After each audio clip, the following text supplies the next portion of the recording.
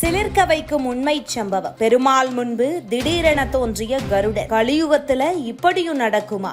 பூமியில ஒவ்வொரு சமயத்திலயுமே ஒவ்வொரு வகையான நம்பிக்கைகள் பின்பற்றப்படுது. அந்த வகையில இந்து சமயத்தை பார்க்கிறப்ப ஒவ்வொரு நாளுமே ரொம்பவே சிறப்பு வாய்ந்ததா அமையுது.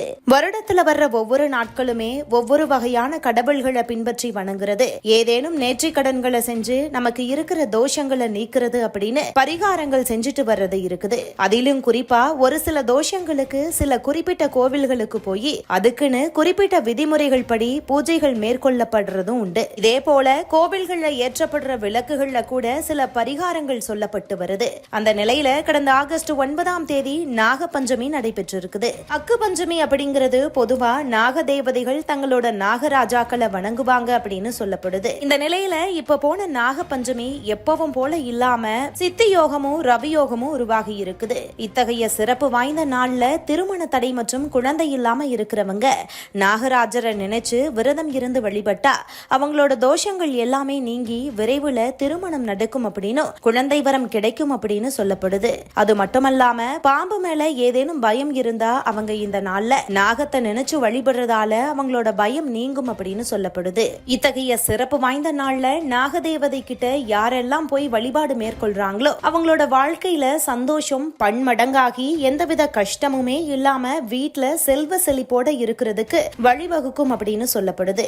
இது மட்டுமல்லாம இத்தகைய சிறப்பு வாய்ந்த நாள்ல பெண்கள் மேற்கொள்ற பூஜை அவங்களோட கணவர் மற்றும் உடன் பிறந்தவங்களோட ஆயுள அதிகரிக்க உதவும் அப்படிங்கிற நம்பிக்கையும் இருந்து வரதால இந்த நாள்ல அதிக அளவுல பெண்கள் கோவிலுக்கு போய் பூஜைகள் மேற்கொள்றாங்க. இத்தகைய சிறப்பு வாய்ந்த நாள்ல கேரள மாநிலத்துல ஒரு அதிசயம் ஒண்ணு நடந்திருக்குது. அது என்னன்னா, கேரள மாநிலம் இடுக்கி மாவட்டத்துல பெருமாள் கோவில் ஒண்ணு அமைஞ்சிருக்குது. இந்த கோவில்ல நாள்தோறும் அதிக அளவுல பக்தர்கள் வந்து தங்களோட வழிபாடுகளை மேற்கொண்டுட்டு போறாங்க. இத்தகைய சிறப்பு வாய்ந்த கோவில்ல கருட பகவானுக்கு சிலையும் அமைக்கப்பட்டிருக்குது. இந்த நிலையில கடந்த ஆகஸ்ட் 9 அன்னைக்கு கருட பஞ்சமி அன்னைக்கு இந்த பெருமாள் கோவில் அமைஞ்சிருக்கிற கருட சிலையின் மேல நிஜமான கருடன் வந்து அமர்ந்து நீண்ட நேரம் அப்படியே இருந்திருக்குது. மற்ற எந்த நாள்லயுமே இது போல ஒரு காட்சி கிடைக்காத நிலையில கருட பஞ்சமி அன்னைக்கு கருடன் சிலையின் மேல உண்மையான கருடன் வந்து அமர்ந்து பக்தர்களுக்கு காட்சி கொடுத்தது ரொம்பவே அதிசயமான ஒன்றா பார்க்கப்பட்டிருக்குது. இந்த நிலையில கருட பஞ்சமி அன்னைக்கு இப்படி ஒரு காட்சி கிடைச்சிருக்குது அப்படின்னு பக்தர்கள் எல்லாருமே ரொம்பவே மகிழ்ச்சியோட தங்களோட வேண்டுதல்களை முன்வச்சு வழிபாடு செஞ்சுட்டு போயிருக்கிறாங்க. கருட பஞ்சமி அன்னைக்கு எந்த வருஷமுமே நடக்காத ஒரு அதிசயமும் வேறு எந்த கோவில்லையுமே பார்க்க முடியாத காட்சியும் கேரள மாநிலத்தில் அமைஞ்சிருக்கிற பெருமாள் கோவில்ல நடைபெற்று இருக்கிறது உலகம் முழுவதுமே அனைவராலுமே வியந்து பார்க்கக்கூடிய ஒன்னா இருக்குது. இந்த நிலையில இது குறித்த வீடியோ தான் இப்போ சமூக வலைதளங்கள்ல ரொம்பவே வைரல் ஆகி இருக்குது. ഗോപാല ശ്രീകൃഷ്ണസ്വാമി ക്ഷേത്ര തിരുസന്നിധിയിൽ ഗരുഡ ഭഗവാന്റെ മേലേറി നിൽക്കുന്ന വേറൊരു ഗരുഡ ഭഗവാനെയാണ് ഇപ്പോൾ നിങ്ങൾ കണ്ടുകൊണ്ടിരിക്കുന്നത്. ഇത് ഇടുക്കി ജില്ലയിൽ ചക്കുവള്ളം പഞ്ചായത്തിൽ ചക്കുവള്ളം കരയിൽ ചക്കുവള്ളം ഗോപാല ശ്രീകൃഷ്ണസ്വാമി പ്രഭതൂക്ക് വരമരുളിയിടുന്ന പുണ്യമാർന്ന ഒരു സങ്കേതമാണ്. ഈ സങ്കേതത്തിൽ വ്യാഴാഴ്ച വൈകിട്ടാണ് ഈ ഗരുഡൻ ശ്രീകൃഷ്ണപരന്ത് ഇവിടെ എത്തിച്ചേർന്നത്. ശ്രീകൃഷ്ണപരന്ത് ഇവിടെ നിന്ന് പോകുന്നില്ല. അദ്ദേഹം ഈ പരമമാർന്ന പുണ്യമാർന്ന ഈ സങ്കേതത്തിൽ അന്ന് നിൽക്കുകയാണ്.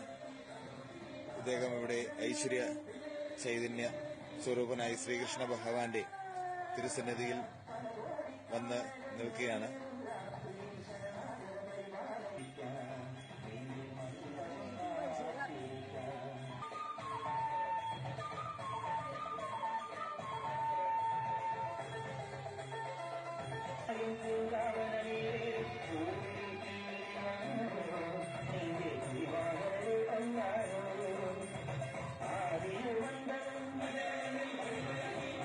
இது போன்ற முக்கிய நிகழ்வுகள், அரசியல் தகவல்களை ஆழமாக மாறுபட்ட கோணத்திலும் அறிந்து கொள்ள மறக்காமல் பாரத் மெயில் 24 பக்கத்தை பின்பற்றிக் கொள்ளுங்கள். உங்கள் ஒவ்வொரு ஆதரவும் இது போன்ற பல நிகழ்வுகளின் பின்னணியை அறிய உதவும்.